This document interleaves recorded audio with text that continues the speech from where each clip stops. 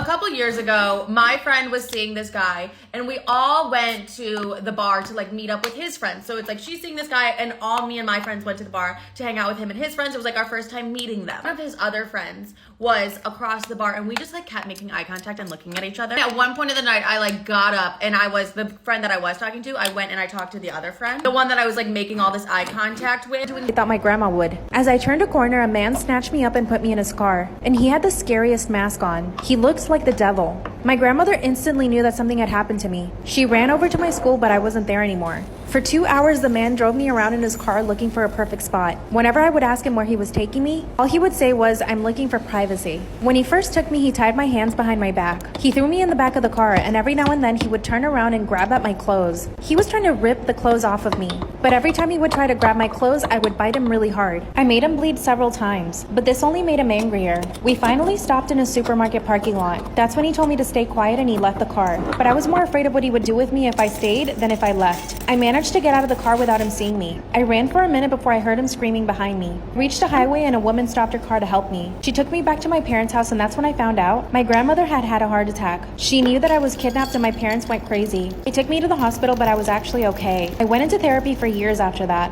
Legend has it the man is still kidnapping girls. I drive my car every single night in the same route that he drove me. What should I do when I find him?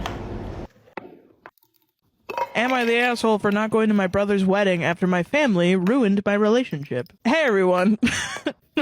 I like announcing your thing. Yeah, hey everyone. Yeah, Ray Turkington here. Ray Turkington here. Me, 22 female, and my boyfriend, 25 male, have been together for 2 years now. We are both still in university, getting our master for different areas of medicine.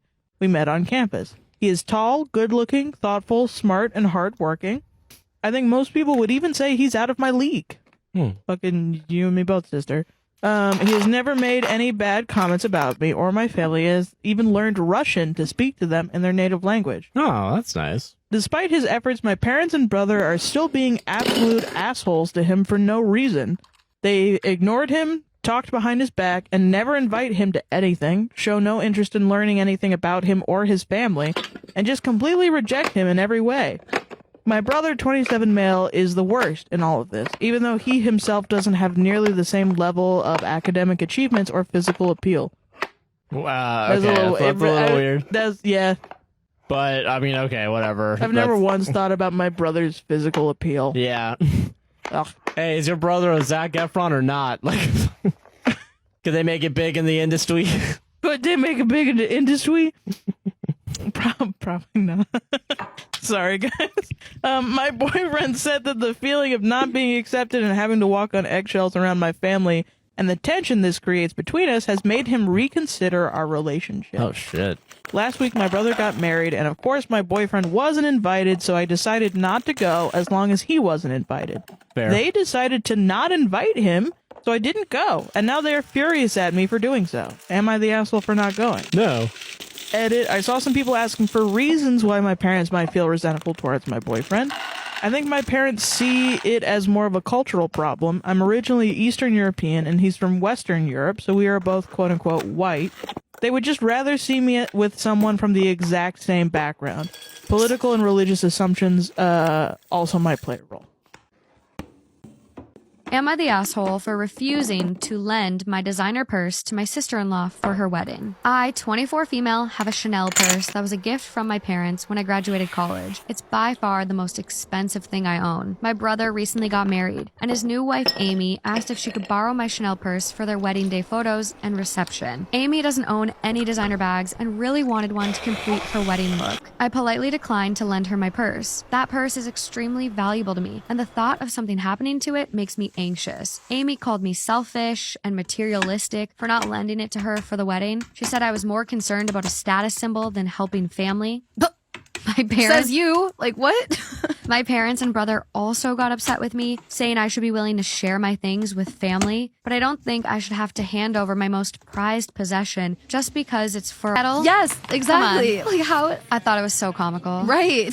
Like, you're calling me materialistic because I won't borrow you my purse so you can appear in photos like you're wealthy. Right. It's a status symbol. Right. That sounds materialistic to me. I was woken up to a knocking on the front door at 7:20 before my alarm was due to go off at 7:30. I got back into bed after letting the cleaner in, and my partner cuddled me from behind asking if I slept okay. Truthfully, I said no. He rolled over to the other side and I proceeded to get ready for work. Kissed him goodbye and wished him a good day. He then said, sorry for whatever I did wrong. He said I was clearly pissed off, and I said I wasn't. Turns out his perspective is that I shouldn't just say no, and that I need to give context such as why I slept badly. Otherwise, I'm just spreading negativity and starting his day like shit. I kind of lost it. I shouldn't lie and say it's fine when it's not, but also I'm expected to give a detailed report when I'm barely awake, don't want to talk yet, and TBH, it feels self-serving. If my partner said he didn't sleep well, I'd move closer and ask why. I wouldn't roll away and be annoyed they are spreading negativity. AITA. I'm the type of person to be like, please be respectful of like the collective energy in the morning. Anytime we get into bed stuff with couples, I'm like, I'm so happily single right now. Am I wrong for not wanting a guy included in our mom friend group? I'm 35 female. I'm a single mother to 2 kids, 5 and 3. Both of my kids are in daycare, and over the years, I have built a solid friend group with a handful of other moms and our kids regularly getting together for play dates. The father of my kids is not in the picture at all, and my relationship with him is non-existent. This is 100% for the best, and I am currently in therapy to deal with a lot of things that my ex did to me. This friend group has literally been a lifesaver for me at times. A few months ago, there were 2 new kids that started at our daycare center. They are similar in age to my kids and were placed in the same classes as them. I noticed that their dad was the only parent to ever pick up or drop off the kids. He would try to make small talk with me a few times, but I am uncomfortable around strange men. So I would be polite, but not engage any further than that. Our mom group has a group chat that we use to support each other and arrange play dates. A few weeks ago, one of the moms texted the group chat that she was adding the new dad to our group chat because he wanted to have his kids participate in play dates outside of daycare. I privately texted the other mom and told her that I don't feel comfortable with a man I don't know having my contact information, and told her that she should have consulted with all of us before deciding on her own to add him to our group chat. I then texted the rest of the moms and told them that I wanted to keep a separate group chat without the other dad because I don't know him and it makes me uncomfortable. This resulted in a lot of divided opinions, about half of the moms agreeing to a separate group chat and the other half saying that it would be too difficult to keep track and that it was wrong to exclude another parent just because he's a man and that I'm being unreasonable. The mom I texted privately replied to me that she has talked to the dad numerous times and that he seems like a nice person and a good parent and that his kids shouldn't be excluded if they want to hang out with our kids outside of daycare. She told me I am being difficult and making this all harder than it needed to be. The other day when I picked up my kids, my 5-year-old was upset because a bunch of his friends were talking about a play date that he wasn't invited to. I texted the moms about it and they said that they were getting the kids together with a new dad and didn't invite my kids because of how I was acting. I told them that it was rude to exclude my kids like that, and a couple of the moms told me to grow up because this is exactly what I was trying to do to this dad and his kids. And I lost because these moms have been so supportive of me in the past. And as soon as this dad comes into the picture, it's like they pulled a 180 and don't seem to care at all. There are still other moms who agree with me, but now her boyfriend, he's like, no, I haven't seen her since I dropped you off. Like, she's probably off, you know, doing whatever. But more and more time is passing and everybody's starting to just get a little concerned that we haven't seen her. So we all start like trying to ask everybody if they've seen her and then just start looking for her, and the cops aren't taking it seriously because she hadn't been gone for like a certain amount of time, but like we were worried. So we end up finding out from this girl who was hooking up with her brother. Obviously wasn't as big of a deal as what's going on, like my best friend's missing, but it was a little bit of a bummer to hear that. And she's like, I saw her, she said she was like gonna sneak out into the woods and like hide out in there until like the cops were gone. When she said that, that's when I started to get a little bit worried because like I don't know, it just feels very sinister, like the woods. And I just had like a really bad feeling ever since she said that. So me, her boyfriend, and her brother like all start looking in the woods for her. We do end up finding her, but it is like very clear that she is dead. And she has been for quite a while, like not longer since last night, obviously, but and it looked like an animal or something had gotten hold of her. It was like really, really awful and horrible. It also looked like somebody had done that to her and like she didn't just get attacked by animals, like somebody did that to her. So we're like trying to figure out how this happened. Obviously we call the police. Everything is horrible. Everybody's emotions are everywhere. The day of the funeral comes and her brother's not coming to the funeral, so his parents asked me to like go look for him. I find him. We're just like talking about her, and like we're just still in disbelief that this happens. One thing leads to another. We start kissing. Obviously we stopped because it just didn't feel right, like being the day of her funeral, but there's clearly like some feelings there, and just like I said, emotions all over the place. Her brother is convinced that her boyfriend had something to do with all of this, and I'm like, I just don't see how that's possible, especially how he's the one to give me a ride home. But he's asking me to get close to her boyfriend to see if he will tell me something, or like if we can find anything out, like befriend him. And he basically said like do whatever it takes. Hanging out with him and just start talking to him, and the more and more I'm talking to him, it just doesn't seem like he had anything to do with it or he knows anything about it. I am finding out like maybe that some things aren't what they seem in their relationship, and it wasn't perfect, and I honestly don't even know if he really liked her that much. There's just all these like weird things that are happening that I'm figuring. So here I am, like devastated about my best friend, obviously, but then now I'm like kind of in this love triangle with her brother, who like I'm hooking up with kind of, and her boyfriend, who I'm hooking up with kind of, and I feel like I have feelings for both of them, and we're trying to find our killer, and it is just a big giant mess. And then the absolute craziest thing happens. Am I wrong for insisting on a paternity test before accepting my ex-wife's son as my own? I, 32 male, was married to my ex-wife, Jane, 30 female, for 5 years. Our marriage ended after I discovered she was cheating on me for about a year with multiple men. She got pregnant and confessed that she didn't know if the baby was mine or her affair partner's. A couple of months after the divorce, I tried to reach out to her to see if the baby was mine, but couldn't, and learned through a friend that she and her new partner had left the country. That was 2 years ago, and I thought that was that. Recently, Jane reached out to my mother claiming that her kid is mine and in need of financial help. Jane told my mother that her partner left her when he found out that the kid was not his.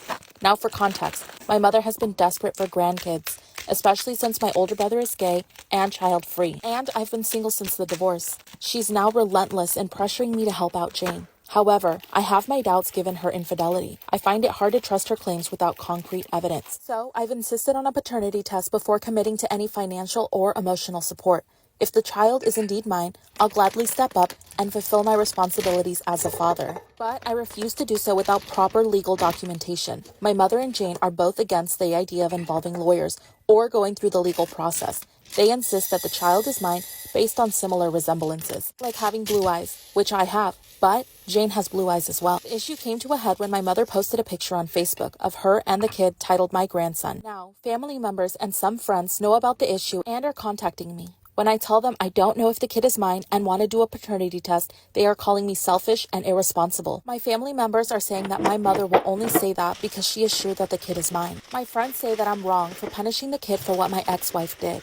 There is a chance that the kid is mine, but I can't shake off my doubts, and I refuse to be manipulated into a situation where I might end up responsible for a kid who may not be mine. I'm willing to do what's right, but I need certainty first, and it's driving me crazy with so many people close to me saying that I should just take responsibility. My older brother is the only one on my side, and he thinks it's because my mother has accepted the kid that others are willing to accept it too, because of family bonds, which are a major thing here. But I am standing firm on my decision to do a paternity test.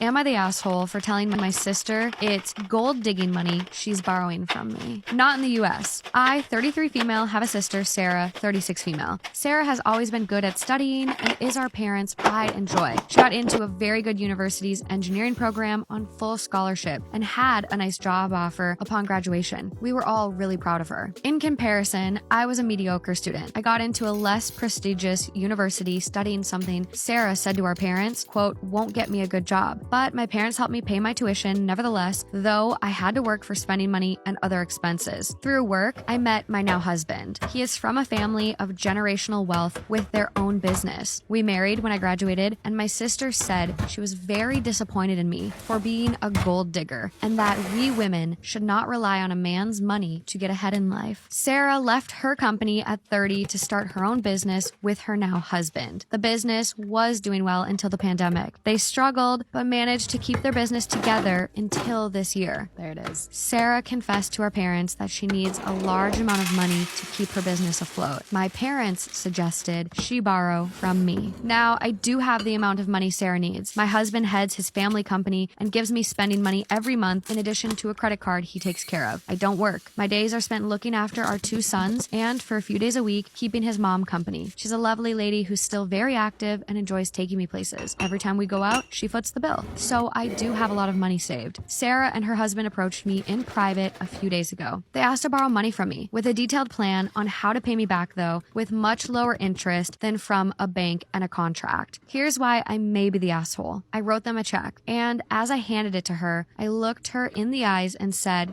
quote, "You do realize you're borrowing my gold digging money, right?" I like it. Sarah went red in the face before she immediately got up and walked away. Her husband looked a little awkward, but finally took the check and mumbled his thanks and left. Later, my mom called me and said I was being cruel to Sarah in her hard time, that there was no need to humiliate my sister like that. No, it was necessary. I simply told my mom she never said anything when Sarah called me a gold digger, so she has no say in the matter now. I still wonder if I'm the asshole. Okay, whatever. It wasn't the nicest thing to do, but Karma? I like it. I like it. I mean, you're pointing out she owes you an apology, and you're helping her out without getting an apology, so you get to play around with her a little bit, my opinion. You could have said no and said, I didn't think you'd want my gold digging money. Yeah. And then not even help her. Yeah. You're helping her. Yeah. Was it a snide comment as you handed the course. check? Yeah. Yes. But you are doing them a massive, massive favor. Right. And what she said to you is really inappropriate. I'm really surprised that the sister didn't preemptively say, I want to apologize for what I said. Exactly. That's my point, is that, sure, it wasn't the sweetest comment, but I'm here for something like that because she's pointing out, you were really mean to me with the decision that I made, and now you're coming and asking me for help without acknowledging that you were really mean to me. Am I the asshole for refusing to drive my girlfriend around anymore? Disclaimer, this is not my story. My girlfriend and I had been together for 8 months. In that time, I was in an accident and my insurance wrote off my car and I only got $2,400 from it. It's not enough to buy a working car and I've been saving to buy a better one, although it will take a few months. I asked my girlfriend to borrow hers and she agreed as long as I drive her to work every day and then pick her up since she needs to go to work every day too. And I have to be the designated driver during our date nights and even girls' night, which is about every 2 weeks. So for the past month, I have to get up at 6 a.m. because my girlfriend works at 7. I drive her to work, then drive home and get ready for work at 9 o'clock. I then have to pick her up again at 4 p.m. using my lunch break, then drop her off at home and get back to work and come home at 5:30. It's so much work for me, not to mention every date night I have to drive, so I never get to relax. And then when she hangs out with her friends, I have to drive her there usually at 6 and pick her up again at 9 or 10 o'clock. Am I the asshole for refusing to drive my girlfriend around anymore? Disclaimer, this is not my story. I never get to relax, and when she hangs out with her friends, I have to drive her there usually at 6 and pick her up again at 9 or 10 o'clock. Bus routes take an hour and 45 minutes to get to my work, so it's not an option, but her work is much closer. It would only take 45 minutes to get to work by bus. I asked her to take the bus so I can use the car for a few months while I save up and I'll pay for insurance and gas, but she refuses, saying it's her car and if I'm not happy with our setup, I can take the bus. She's so selfish and not willing to compromise. I've tried to get her to agree to take the bus 2 to 3 days a week, but she won't and just tells me if I don't like it, take Ubers. An Uber to and from my job would cost $110 and I only make around $200, so it's not worth it for me to even go to work. I was pissed off and refused to give her the keys, saying that she can take the bus that day, so she grabbed my wallet and used my credit card to get herself an Uber without my permission. She screamed at me to give her back her keys, but I hid them and we're on a standstill right now. Story time when I made a big mistake. This is not my story. I met this guy on Tinder and he told me that he was looking for something serious like me. We were talking for a week. He is 30 and I am 20. He told me that we have a date in his apartment to watch movies and have dinner together. When I got to his house after getting an Uber that he sent me, he went straight to wanting to have relations with me. I got scared and told him no. I was scared because I didn't know that part of the city I was in and I was in his apartment. He can take my life away or harm me. So I told him to at least use a condom and let him kiss me and stuff. His private part was very big. Compared to me, I was small, so I told him that I was a virgin and I didn't want to try it because it hurts a lot. He made me give him head without a condom and he pushed my head. After that, he started chatting with me, telling me about his life, and that he didn't just want to have relations for fun, that he wanted a serious relationship. I was confused by everything that had happened, because I did like him before meeting him, but I didn't think he was going to be that predatory with me. After talking, he tried to have relations again. But I said no, and I told him that I didn't want to because it hurt too much. We didn't watch movies or have dinner. All happened on his living room. He wouldn't let me see his bathroom or his kitchen. Seemed to really be hitting it off. She laughed at my well-timed, perfectly appropriate jokes, and my wife seemed pleased. She brought over the main course, a nice, big, juicy steak for each of us. As I began to cut into my steak, I was discouraged to discover how undercooked the steak was. I probably could have resuscitated the cow had I tried. I sat there fidgeting with my knife and fork, worrying about how I was going to get away with not eating the steak. Just then, our hostess excused herself to the kitchen to take care of some dessert preparations. As I looked across the fancy dining room table at the open window of this third-story apartment, a cartoon light bulb appeared over my head. Bro, what are you doing? I knew I had to be decisive, realizing that she could return at any moment. I committed. I grabbed the steak with my hand, gently shook off the juice, and executed a perfect throw right through the center of the open window. There's a screen. Here's the big time up. The window wasn't open. How do you not know the window's not open? It was the cleanest freaking window you've ever seen in your life. Not anymore. That is until my mostly raw slab of steak slammed up against it and slowly slid down, leaving a trail of bloody juice in its wake. My wife, whose steak was a nice medium rare and was unaware of my predicament, turned, jaw dropped, and stared at me like I was an alien from another planet. This look then slowly morphed into more of a "there is no place on this planet you can ever hide from me" expression of demonic anger. My wife's boss heard the thud of the steak on window impact and came quickly. She took in the scene, the steak sitting on the windowsill, the blood trail, my empty plate, and then gave me an inquisitive, puzzled look. It felt like a minute of silence, but was probably 3 or 4 seconds. Finally, the best I could manage was, I'm sorry, I'm such a klutz. I don't know, I was just cutting it, and it slipped. Just ask my wife, I really am a klutz, right, honey? And then they put no help coming from that direction. I will clean this up. I cannot believe this. I am so sorry. Both women continued to stare at me like I had escaped from the loony bin as I smeared the blood around the window with my cloth napkin, dusted off the steak, and continued to mutter my incoherent explanation. I knew no one was buying my story. I knew what I had to do. I sheepishly returned to my seat and proceeded to eat every bite of that disgusting, cold, chewy, bloody raw steak. I remained pretty quiet the rest of the evening. My wife's only 2 words to me since the incident are, "I'm fine." That is one of the cringiest today we've done. I'm at the ass over telling my stepdaughter that she's lucky that I treat her as one of my own. I have 2 children with my husband and a bonus daughter. My stepdaughter's been living with us for 6 months this past year, and she moved in because her mother kicked her out because they didn't have a good relationship. Since moving in, I have been very welcoming, and I've spent more than enough money to help her get back on her feet. This includes work shoes, comforter set for her bed, hair, clothing, everything. We told her that she could live here as long as she needed, since she's 18. But since she's moved here, she's become such a burden to both my children and I. My children and I are used to a routine of waking up, spending time with my husband, him dropping them off at daycare, and then he goes off to work. When he gets home, I cook, I clean, we spend the rest of the day. She's become so entitled, and whenever she needs anything financially, she'll either ask myself or my husband. When I brought her work uniform, she kept the job for 3 weeks, and then quit because she didn't like her coworkers. She has taken most of my savings and time away from my husband and kids. She is very unappreciated for what I've done for her, and I told her that she needs to figure out a living plan. She says that I'm jealous of her relationship with my husband, and